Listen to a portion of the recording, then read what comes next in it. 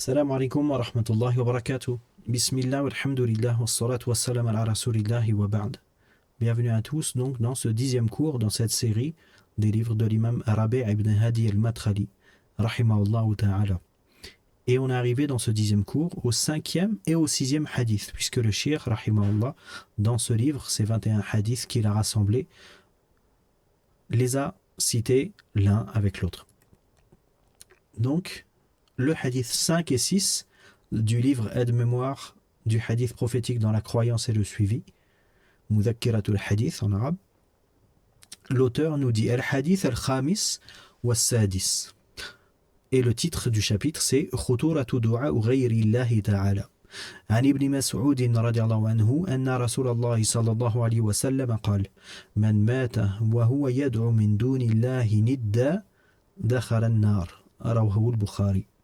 وعن جابر رضي الله عنه قال سمعت رسول الله صلى الله عليه وسلم يقول من لقي الله لا يشرك به شيئا دخل الجنة ومن لقيه يشرك به شيئا دخل النار رواه Muslim. Donc le hadith 5 et 6 et le titre du chapitre c'est la gravité de l'invocation pour autre qu'Allah. On rapporte de Ibn Mas'ud radiyallahu anhu qu'il a dit le messager d'Allah sallallahu alayhi wa sallam a dit celui qui meurt en invoquant un égal à Allah entrera en enfer. Rapporté par Al-Bukhari. On rapporte de Jabir radiyallahu anhu celui qui rencontre Allah sans lui associer quoi que ce soit entrera au paradis et celui qui le rencontre en lui ayant associé quoi que ce soit entrera en enfer. Rapporté par Muslim. Donc premier point à voir ici, dans le hadith on a yushriku bihi shay'a. Ça, c'est dans certaines versions. Dans la version de l'édition Al-Mirath et l'édition et le hadith plutôt qu'on retrouve dans Muslim, on n'a pas shay'a. On a yushriku bihi dakhal an-nar. Donc qui lui associe, pas qui lui associe quelque chose ou quoi que ce soit. Ça, c'est une distinction à faire déjà dans les éditions. On avait dit qu'on parlerait de ça. Donc, le premier point, comme à son habitude, le shir, il va nous parler du narrateur, du vocabulaire, du sens général, les points à retenir, et ensuite les questions qu'on a dit qu'on sautait, puisque c'est pas adapté à un public francophone. Sahibay al-Hadith, les deux rapporteurs du hadith. Abdullah ibn Mas'ud, ibn Ghafil, ibn Habib al-Hudhali, Abu Abdurrahman. Donc, il fait partie des tout premiers musulmans et des grands savants parmi les compagnons. Ses mérites sont nombreux. Omar le nomma gouverneur de Koufa. Il mourut à Médine en l'an 32. Ça, c'est Abdullah ibn Mas'ud, radiyallahu anhu. Le deuxième, puisqu'on a deux hadiths et donc deux rapporteurs, Jabir ibn Abdillah ibn Amr ibn Haram al-Ansari, puis al-Salami, avec plusieurs appellations, c'est pas le shir qui le dit, mais quand on étudie les rapporteurs, on voit qu'il y a plusieurs compagnons et il y a plusieurs rapporteurs de hadith qui s'appellent, et même parmi les savants, qui s'appellent Salami. Et il y en a qui disent As-Sulami et il y en a qui disent As-Salimi. Et c'est une distinction qui est précisée dans les livres qui sont liés aux tribus et à la prononciation correcte des noms. Et donc il dit pour Jabir ibn Abdillah, le compagnon, radiallahu anhuma, puisque son père également est un compagnon. D'ailleurs, Cheikh Rabi' rahimahullah, il dit ici, compagnon, fils de compagnon. Il participa à 19 expéditions et batailles, et il mourut à Médine après l'an 70. Le vocabulaire.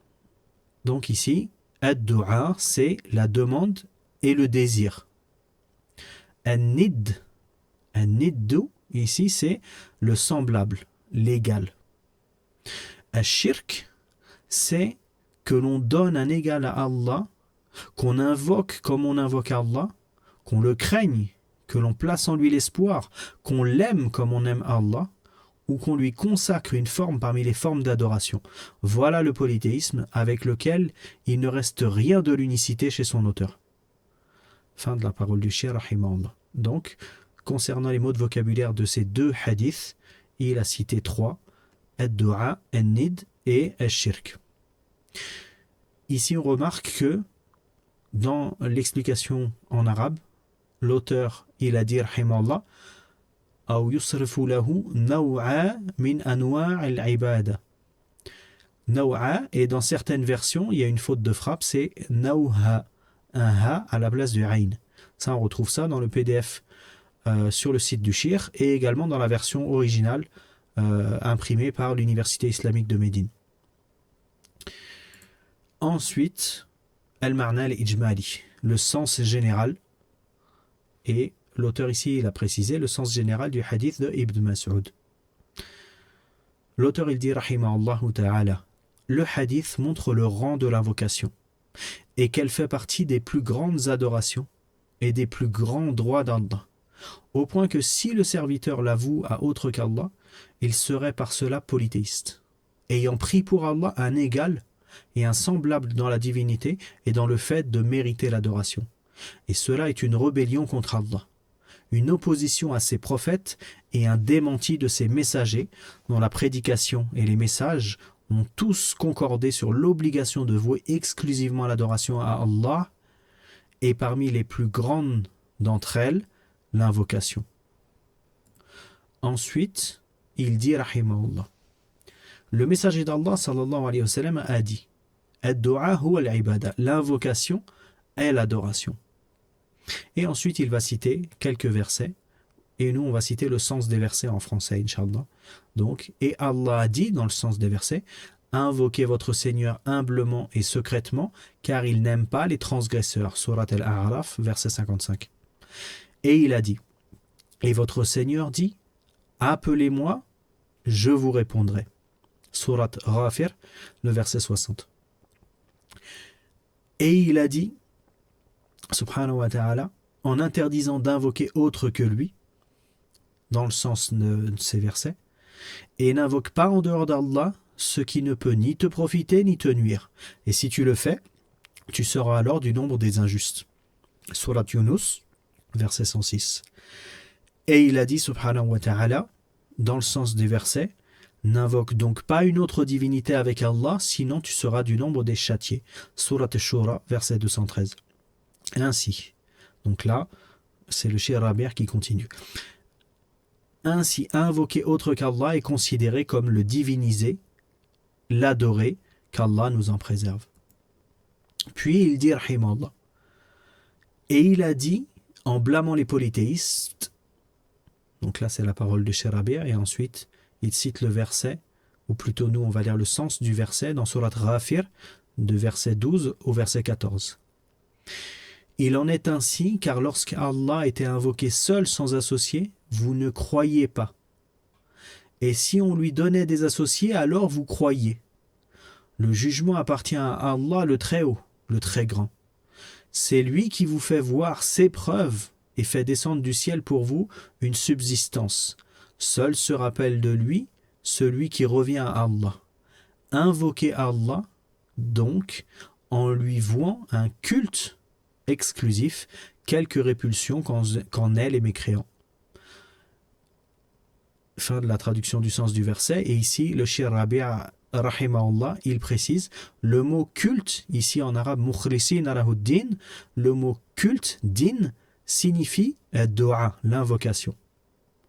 Donc en lui vouant un culte exclusif, c'est-à-dire en lui vouant une invocation exclusive.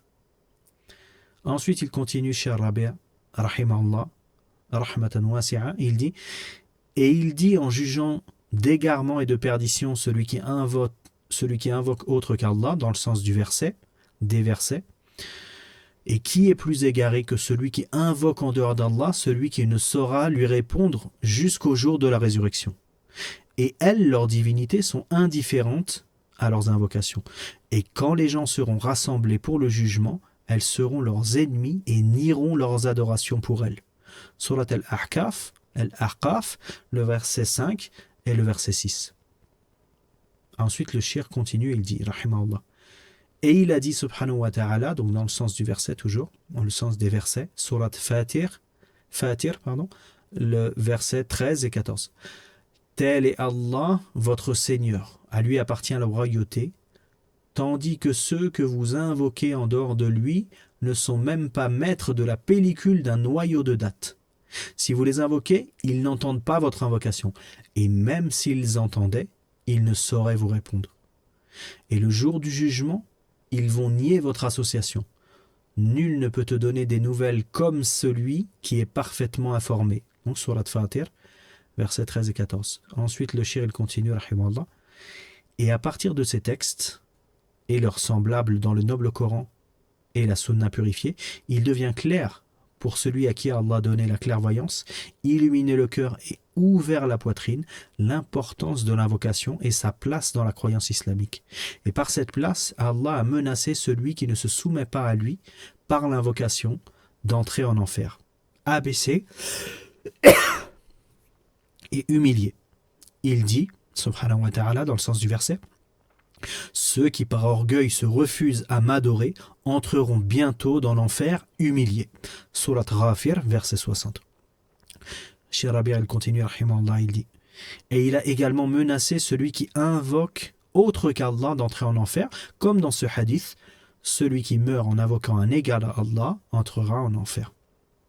Donc voilà pour le sens général, et ensuite on finit avec les points à retenir.